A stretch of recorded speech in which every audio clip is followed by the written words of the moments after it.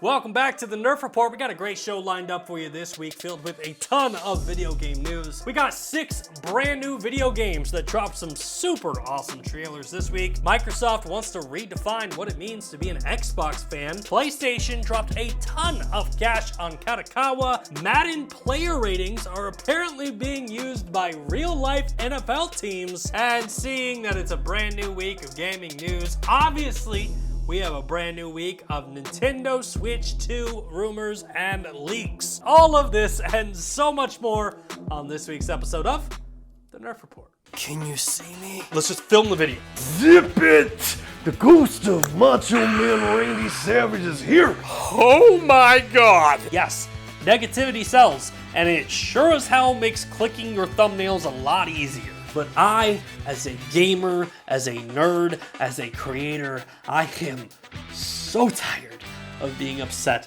for clicks. Are you listening? Ho, ho, ho, ho. Strangers from distant lands and friends of old, you've been summoned here for a very special Christmas edition of the Nerf Report. We've been celebrating Christmas all month, but this is a Christmas episode, in case you missed it. We're very, very festive this year. I'll tell you, my daughter is very excited for Christmas. Santa called her today, and I thought she reacted the way you should as a toddler. She is so much in the Christmas spirit that it's hard not to get infected by it. I was like, oh, I'm gonna wear the Santa hat to come on the show this week, and she stopped me before I walked into the studio, and she's like, no, what are you doing? That's Santa's hat. That's not yours. You don't wear Santa's hat. And I'm like, yep, you're right. How dare I? She's asleep. We're filming while she's sleeping. That's why I'm able to wear this hat. Hey, we got a ton of gaming news to talk about, but I did want to take an opportunity to give some massive kudos to an individual. So we talked about the Game Awards so much last week. It was one of the greatest Game Awards we've had in recent memories, and we dove into all the games that got announced, but we got a cool Game Awards stat this week that I think definitely deserves to be mentioned. So Jeff Keighley mentioned over on X that the Game Awards this year, their viewership was up by 31% year over year, meaning that the Game Awards were streamed and watched by a total of 154 million people. And just to put that into comparison, last year's Super Bowl was watched by 123 million. So kudos to Jeff Keighley, who created the gaming version of the Super Bowl. I think that is incredible, and as a content creator and as someone who creates a show every single week, I can't even make fun of it, and I can't even be jealous. I mean, I did post a tweet that was like, looks like ad rates are going up, am I right, Jeff? But at the same time, I'm like, damn, man, you did it. Congrats. So kudos to Jeff, kudos to the entire team who put on the Game Awards this year, and a lot of pressure for next year's show. I think that's kind of the one thing we have to talk about. Hey, also, before we jump into the show, a little bit of housekeeping. Today's episode of the Nerf Report is brought to you ad-free thanks to the Nerf Gaming News best friends and casual friends. You too can become a Nerf Gaming friend, casual or best, we don't judge. For the low, low price of $1.99 a month, you can help support independent games media and make this show possible, along with getting some super cool, awesome, exclusive content on the side, only available for members. And while we're at it, I did write down a few names that I want to thank this year. A big shout out to the Nerf Gaming News friends. Josh Aker, Kid Joken, Link TV, Big Bird, Bricklin, the Ratscast, and Palpatine Phil. This show could not be possible without you guys. You have bought film equipment, you've bought lights, you've bought technology, you bought software, you bought AI technology to make what we do on a weekly basis here possible. So thank you all for supporting the show. And before we jump into the next story, obviously we got a brand new video game we need to talk about. This one is an action RPG pirate video game called Like a Dragon, Pirate Yakuza in Hawaii. And spoiler alert, it stars Samoa Joe. All right. How the hell did I end up on this beach? I had no clue. What's more, the real head scratcher was, who was I? Your boy, Noah, saved my skin. This can be just for until you get your memory back, but I want to go with you when you leave the island. And I don't want Dad to know either. Bunch of wannabe swashbucklers, huh? That don't sound half bad. In 2 days since I woke up with not a trace of memory, I became captain of my very own pirate ship and set out to sea. What's their deal? They cosplayers or something? They're from this place called Madlantis. Some island they say is a hideout for gangs and mafia. Two can play at that game. We're turning this tub around. And the near endless adventures that awaited me led to an all-out war for treasures extraordinary. With Bryce out of the picture, Atlantis is under new management. A bunch of shady organizations stepped in to run it. The biggest one is run by this old lady they call Queen Michelle.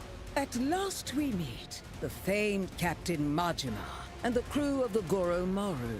Sure, there's all sorts of casinos and cat houses in Atlantis, but none of them earn like the Colosseum. I am Pirate King Raymond Law. I commend you on a splendid first fight, Captain. Been a long time, Kyodai. Thought I told you, stop calling me bro! You just fine having amnesia the rest of your life. Weren't you a top Yakuza officer? So what? Yakuza and pirates ain't that different from one another in the first place.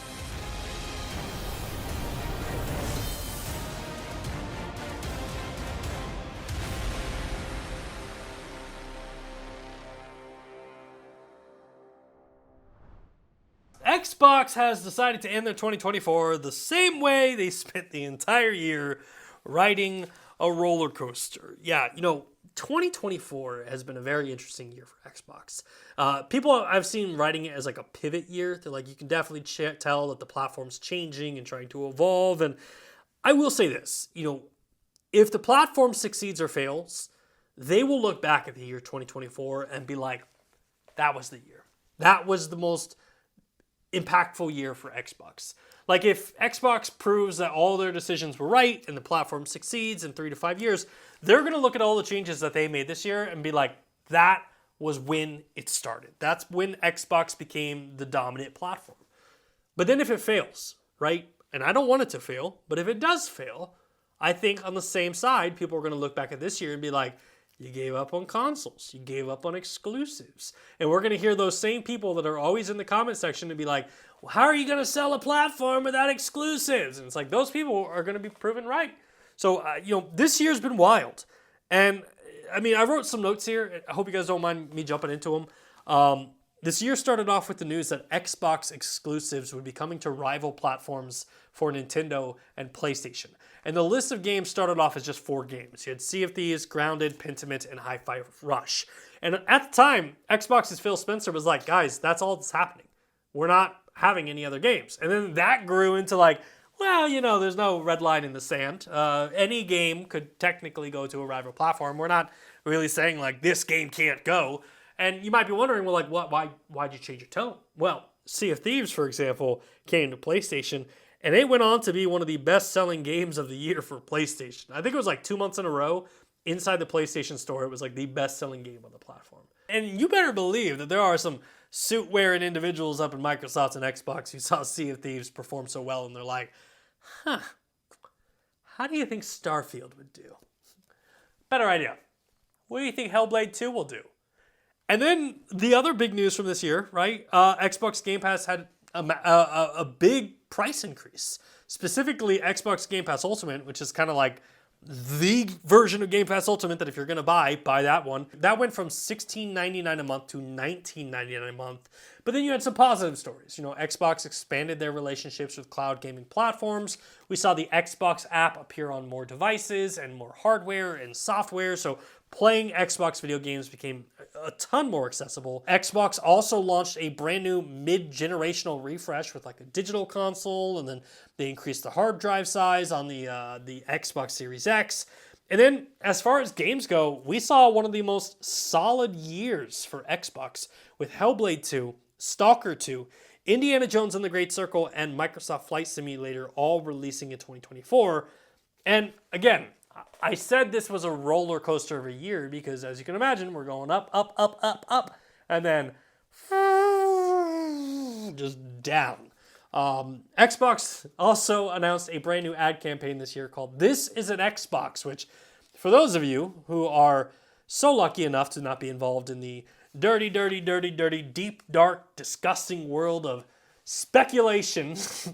You might be wondering, like, it's a commercial, what's the big deal? So the Xbox campaign was basically saying, like, anything can be an Xbox. Your phone can be an Xbox. Your tablet can be an Xbox. Your Chromebook can be an Xbox. Your smart TV, streaming stick, whatever you own, you don't need a console. You can play the games wherever you'd like them. On paper, that's a great ad, right? I think that expands so much. But it caused some of the Xbox loyals, specifically the console fans, to be like, why the hell did I buy a console? Why did I spend $600 on an Xbox console if I could just play it on my phone?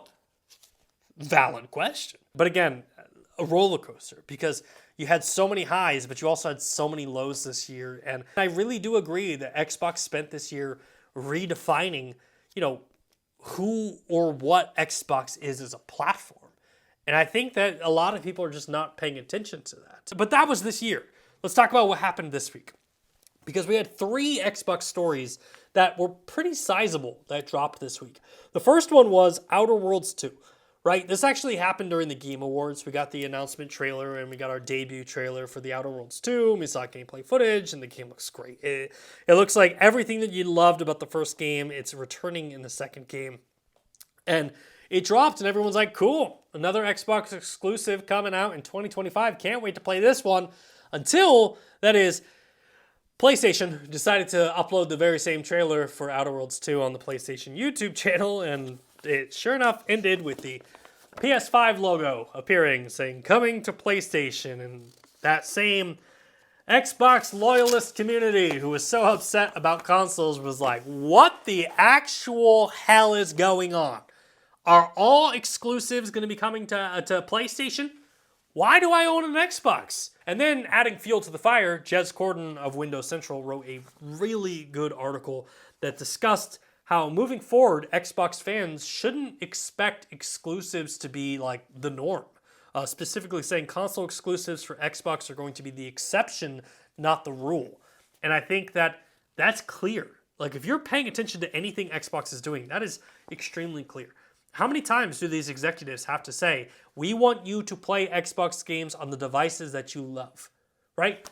If the device that you love is a PlayStation, the games are going to be there, right? If you love to play them on Xbox, hey, spoiler alert, the games are still going to be on Xbox. And I think really the biggest story of this all is 2024 for Xbox was not just a transition year. It was not only like them coming out of the cocoon to be a brand new butterfly. It was Xbox really saying, hey, the console wars are over. We're done trying to be a console. We're moving on to other things.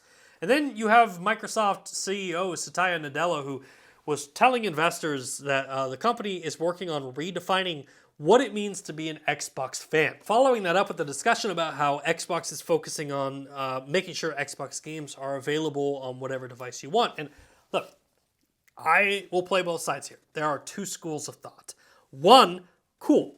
Just like Office, just like Windows, just like any other software that Microsoft creates, it's available on whatever device you want.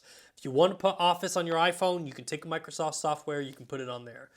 If that's the future of Xbox video games and Xbox software is just kind of going to be, playable on any device that you own, but it's better on a Windows device, I'm all for that. But then the second school of thought is really like, for the platform warriors, this news is not what you are wanting to hear, because you're like, I invested in the Xbox ecosystem. I put 10, 15 plus years behind this platform only to see it become nothing. But at the same time, I don't think Xbox is getting enough credit for the fact that they're trying to transform as a platform. Xbox is trying to redefine who they are. In the past, Xbox has always been a third player when it comes to like PlayStation or Nintendo. They've never been able to establish themselves as a big player, as the place that you have to be. And with this new strategy, Xbox is really just meeting players where they are and ensuring that the games that they're coming out with, the games that they're spending millions of dollars to acquire, and the games that are going into development can be played by as many gamers as possible. Plus, I think we'd be extremely overreactive if we said that it's all over, because the last 2 years for Xbox have fucking slapped. And the devs behind the games that they've released on Xbox deserve to have their games played by as many players as possible. And look, I understand the fear and the frustration. I had my platform of choice taken away from me. I had my platform of choice completely disappear. But Xbox isn't going away. Sure, maybe we might see a future where there's one less console generation or something like that. But if anything, Xbox is trying to secure their future. Just like Nintendo, after the Wii U, looked at the gaming console market and said, we can't survive here. So they sailed off for bluer waters. They found a bluer ocean where they could define what their segment of the market is. Xbox, in many ways, is doing the very same thing. They are borrowing Nintendo's blue ocean strategy and saying, hey, PlayStation, Nintendo, you guys can have fun in the handhelds, you can have fun in the consoles. We're going to go be something else. And Xbox, I'm here for it. I am thrilled to see what you do in 2025. And even though it was kind of a roller coaster this year, 2025, I think is going to be a great year. I think if I had to make some predictions, I think you're going to be seeing Xbox expand massively upon what we've seen already. New devices for Xbox gaming apps. I think Hellblade 2 is coming to PlayStation 5. To me, that's an easy no-brainer switch. The first Hellblade was a PlayStation console exclusive, so the idea that Hellblade 2 comes to PlayStation 5 like a year or 2 years later, I think it makes total sense.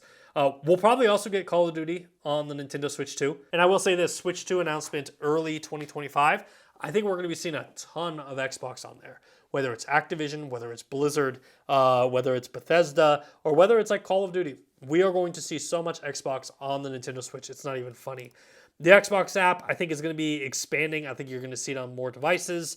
And playing an Xbox will become extremely democratized and easier and easier. And then as far as games go, I mean, think about it. Xbox's year has Avowed, Fable, Doom Dark Ages, South of Midnight, Arc 2, potentially Gears of War E-Day, and then the game everybody's getting next year, Grand Theft Auto 6. That is a killer year for Xbox fans. And look, I mean, I kind of hinted at it, and I already said this, but like personally, I'm on the boat that 2024 is going to be looked upon very positively in the future of Xbox, but 2025, I think 2025 has the potential to be a killer year for the platform. But hey, we're not done yet. We got a ton of gaming news to still dive into on this week's episode.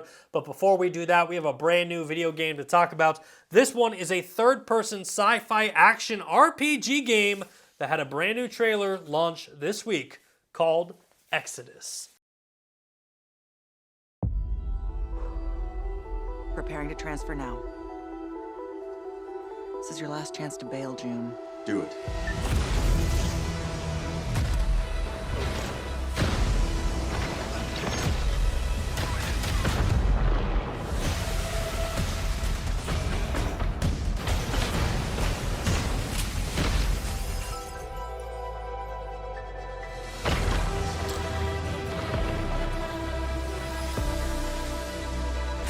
Loaded weapon is a hell of a way to greet your new partner. So you're June. We're burning time.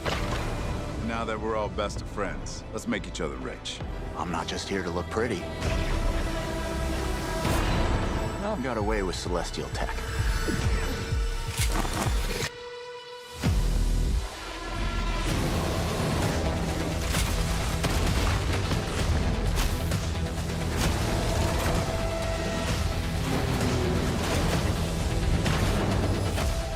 I see a lot of potential in this new partnership.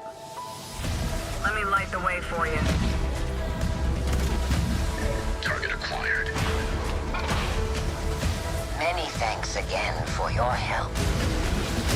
You should have been honest. This place is forbidden. The price is death.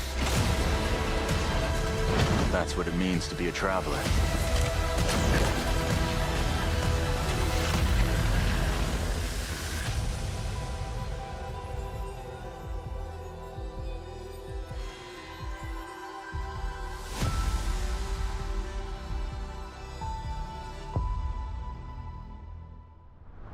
Stalker 2 is having an incredible launch, and the amount of success surrounding this game is fantastic, and I genuinely hope it continues. And if you guys aren't aware, Stalker 2 is a first-person shooter survivor horror game, and what makes this special is it's the first Stalker video game in 15 years. And don't just take my word for it, because this game has been getting incredible reviews. Eurogamer gave the game a 3 out of 5. IGN gave it an 8 out of 10. PC Gamer gave Stalker 2 an 83 out of 100. And Shack News, which I can only assume is a website ran by Shaquille O'Neal. Anyway, Shack News gave Stalker 2 an 8 out of 10. And like I said, the game is doing very well. 2 days after launch, it was announced that the game had already sold 1 million copies. And this week, over a month since the game has launched, the game has already sold enough copies to make it profitable, according to the developer. And the wild part of this story is that this game almost never happened. Get this, Stalker 2 was originally set to launch in 2012, but it got canceled.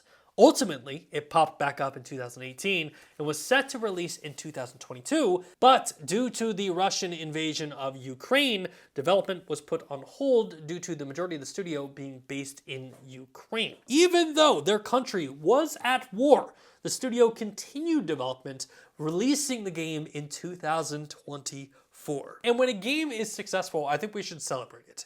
But when you look at a game like that and you see that lens or that narrative of almost 12 years of on-again, off-again development, an invasion, a war that tears apart your studio, there were developers at this studio who were fighting in the war. And somehow, after all of that, the studio is still able to put out a solid game that resonates with users and is seeing incredible success. And I mean, I hate to sound like a romantic here, but I genuinely love hearing stories about this in the gaming industry.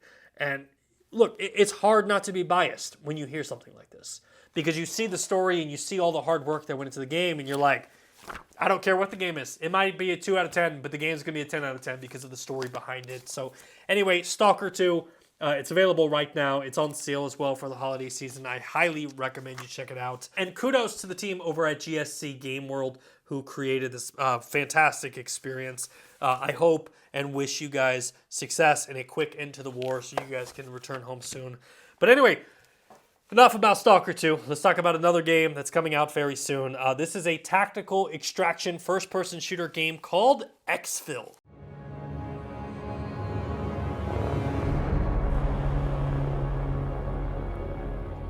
The objective is simple. Find the crash site. Retrieve the intel. Opposition forces are present in the area. We're getting close.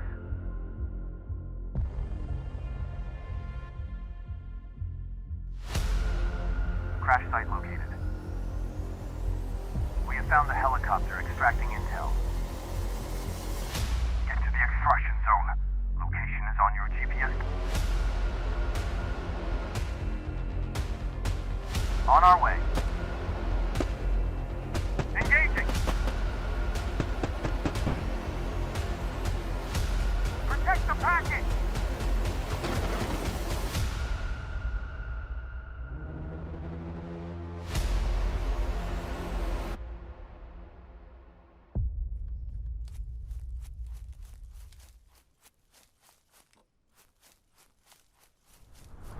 After weeks of speculation, PlayStation and From Software parent company Kadokawa have just announced a brand new partnership. Yeah, looking back on it, this was kind of one of those will they or won't they stories from this year, because we talked about it a couple weeks ago. Like, PlayStation definitely wanted to give them a kiss, and Kadokawa internally was like, I really hope PlayStation kisses me. But then they all got quiet and they fell apart. And like any romantic movie, we were just sitting there being like, are they not gonna kiss? All of this sexual tension and they're not gonna do anything? Just kiss already. And then you know what happened? Like any true rom-com, the third act came. And the two individuals realized how stupid they were being and they finally kissed. However, in this story, kissing is more like spending $320 million US, because that's exactly what PlayStation did. Definitely worth noting, this isn't a buyout. Essentially what Sony is doing is they have spent $320 million US or 50 billion yen to enter a brand new alliance with Kadokawa. Sony will reportedly now be the largest shareholder of Kadokawa, holding 10% of the company's shares. And you might be wondering, like, I've never heard of this studio before. What's the big deal? Well, Kadokawa, it has their hands in a lot of different things. Specifically, the one of note is From Software, the studio who created Elden Ring, Dark Souls, and Armored Core. Some of the most impactful PlayStation video games of the last generation. And look, I laughed when I heard the word alliance because it reminded me of like Jim Halpert and Dwight Schrute, where he's like, would you like to get into an alliance with me? And the answer is always, of course I will. But we did get some details about like how the alliance between Sony and Kadokawa will work. According to a press release, Kadokawa and Sony historically have collaborated on various projects. And through this capital and business alliance, intend to further strengthen our collaboration to maximize both companies' IP value globally and facilitate wider and deeper collaboration, such as potential joint investments in the content field, joint discovery of new creators, and joint promotion of further media mixes of both companies' IP. In the future, the two companies plan to discuss specific initiatives for collaboration, such as initiatives to adapt Kadokawa's IP into live-action films and TV dramas globally, co-produce anime works, expand global distribution of Kadokawa's anime works through the Sony Group, further expand publishing of Kadokawa's games, and develop human resources to promote and expand virtual production. A lot to take away from that press release, but the key things that I noted: live-action adaptations, co-produce and distribute anime, and Sony will expand promotion of the video games for other platforms. Look, man, live action adaptions, I mean, immediately my mind goes to like Elden Ring, the movie. But I also think like because we are talking about like George R.R. Martin, that Elden Ring, the TV series, could have some legs. Dark Souls, the movie, makes sense. Oh, an Armored Core movie. Yeah, I'm in for that. Now, math was never my strong suit, but $320 million for 10%. I mean, what does that give us? A $25 billion valuation? I might be off there because I don't think they bought the full 10%. But either way, massive valuation for Kadokawa. And look, Sony gets to secure the future of their IP. I think that's a huge one. You don't have to worry about Dark Souls or Armored Core or Elden Ring. They can ensure that it's on their platform for the foreseeable future. So that's a big deal. But hey, we've talked about Elden Ring a ton over the last 3 weeks. Let's dive into a brand new game. This one is a VR first-person shooter game that puts you into the role of an action hero titled, you guessed it, Action Hero. Action!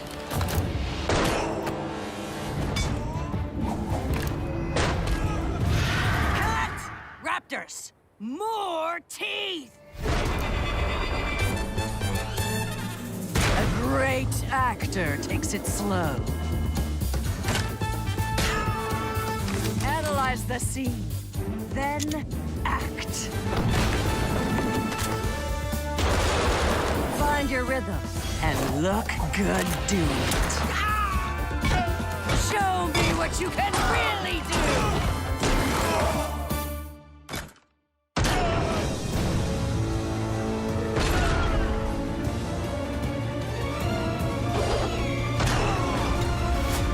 Who left that there?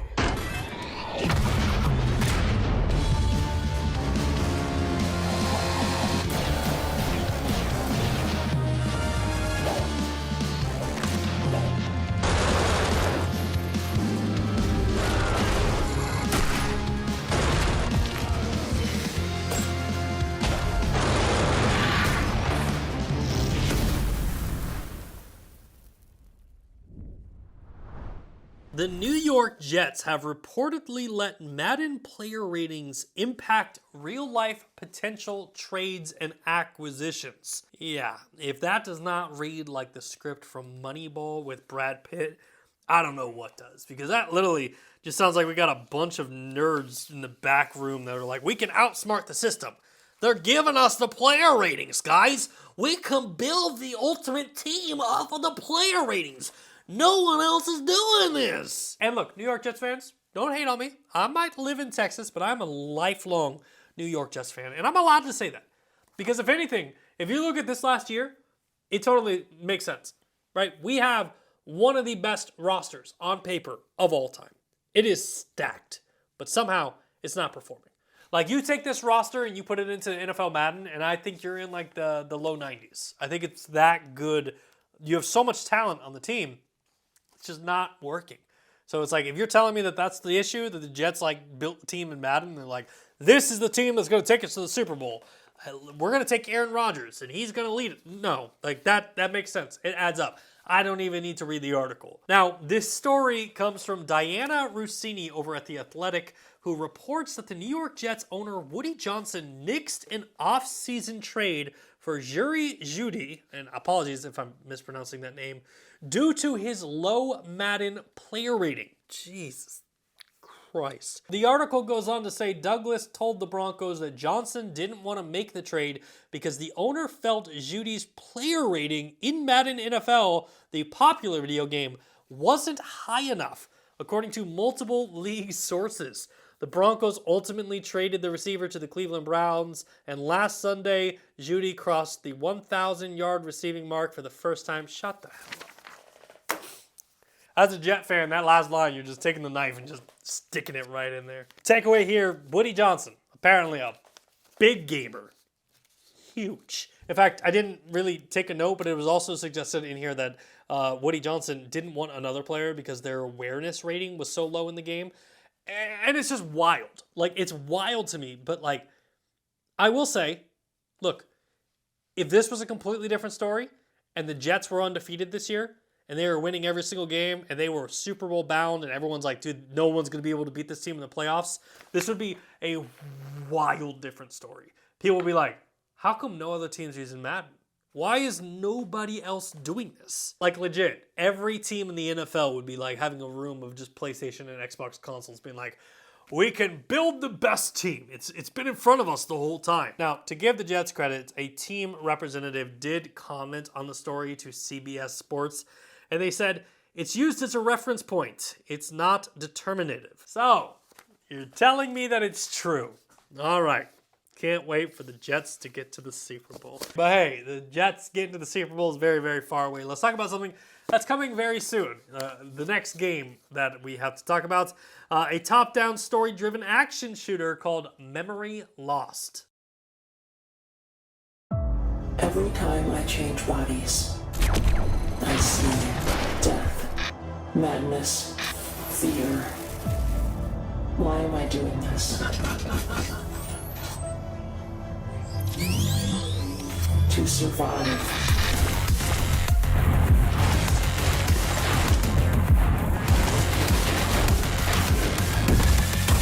To find the way out.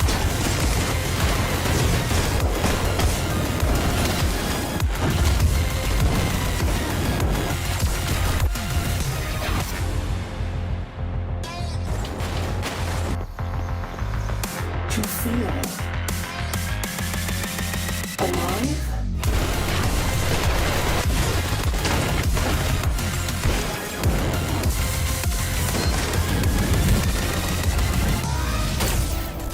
I'm just a collection of memories. And now my memory is lost.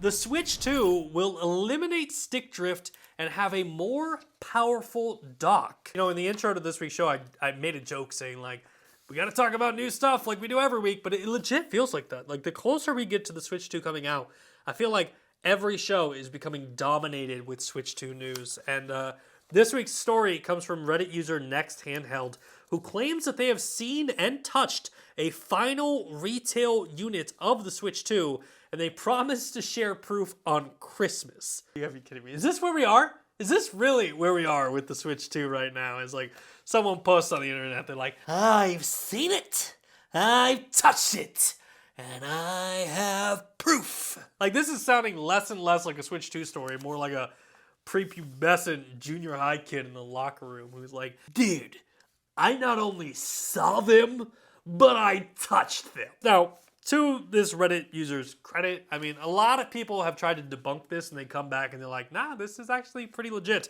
In fact, the moderation team over on Reddit reached out and reviewed the info and they all agreed to like leave the post up. They're like, nah, this is legit. We're not going to pull this down.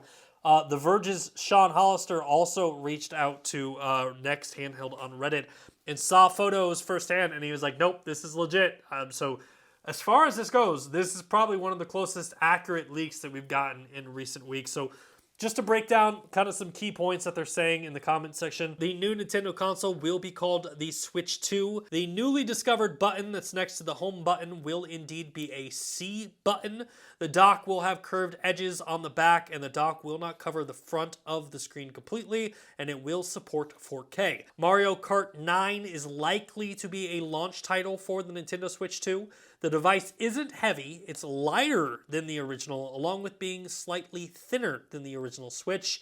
The Joy-Cons will have magnetic connectors that also serve as buttons. The Joy-Cons will feature a new functionality that will be announced by Nintendo prior to launch. The Switch 2 will launch with 3 models. One will be a gray version similar to the OG Switch. There is also a white model and a third model that will be themed after a game, likely to be the Mario Kart 9. The Joy-Con joysticks will feature Hall effect, so stick drift should be eliminated this generation. And the Switch 2 is slightly bigger. The screen is similar to the size of a Steam Deck. Visually, the main differences will be the Joy-Con release button on the back of the device. The device will still have a bezel, so the screen will not go from edge to edge, and the device will have a U-shaped kickstand. And the last bit of news that Next Handheld shared was that Nintendo is still targeting a mid-March release date. All right, a lot of news there, but let's just break down a couple of those. Mario Kart 9 makes sense. That game sells incredibly well no matter what platform you put it on. Plus, we've already seen Switch 2 steering wheels kind of come on the market, so I have to assume that rumor's 100% correct. Switch 2 name, I mean, it makes sense. They want to keep the branding over at Nintendo. I did like the idea of the Super Nintendo Switch. I thought that was a really cool concept, but obviously people know what a Switch is. Saying Switch 2 to the market, that makes sense of what it's going to be. The return of the C button. My God, I did not think I would see that on the next Switch. I've always liked the C button, and I'm really interested to see kind of what that adds to Switch gameplay. Goodbye stick drift. Holy hell, that might be the biggest takeaway from this. I know a lot of people were like, oh, it can do 4K. No, stick drift is gone. They're going to be Hall effect on the joysticks. I think that is definitely something that needs to be celebrated. The dock doing 4K, that's also a big takeaway from this. And then finally, a March release. I've got to assume we're seeing this in January, and CES is coming up. So I would actually put money on the fact that Nintendo debuts this thing at CES. But obviously, a lot of this is rumors and speculation. Please take it with a grain of salt until Nintendo officially announces it, which theoretically is less than a month away. So we'll definitely be paying close attention. But until then, we do have one more game to introduce you to until the show is over. This one is a 2D side-scrolling action-adventure game called Leifs Adventure Netherworld Hero.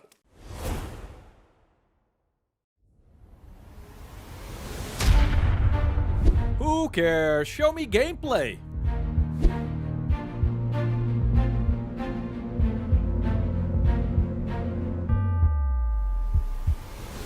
Prepare for an indie game so fully packed with cool, amazing stuff, it almost drove me insane making it. An adventure about 2 very unlikely heroes. It's a story-driven, co-op action-adventure game inspired by Nordic folklore. But it's a cutscene. Explore 2-dimensional worlds so big they would not fit in a 3rd dimension. Wait, what? Use weapons of fallen enemies to kill even bigger ones. Ooh, carnage!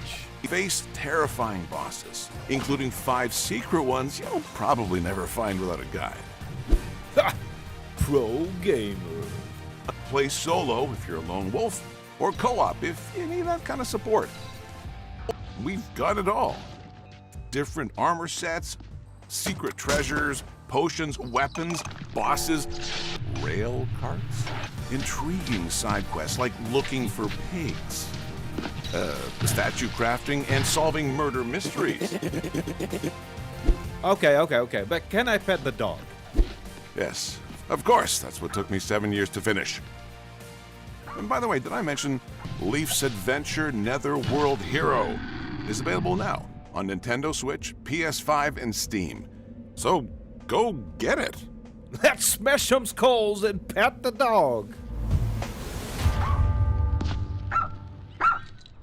A remake of Elder Scrolls IV Oblivion is apparently about to release. Yeah, This story dropped this week from Mike Straw over at Insider Gaming, who reports that industry leaker Xtasys has not only confirmed that a remake is real, but that the game could be announced at an Xbox Direct in January and released sometime in 2025. Now, to be fair, this really isn't like new news, because back in 2023, it was reported that Virtuos Games was developing the remake from a former employee who was clearly disgruntled.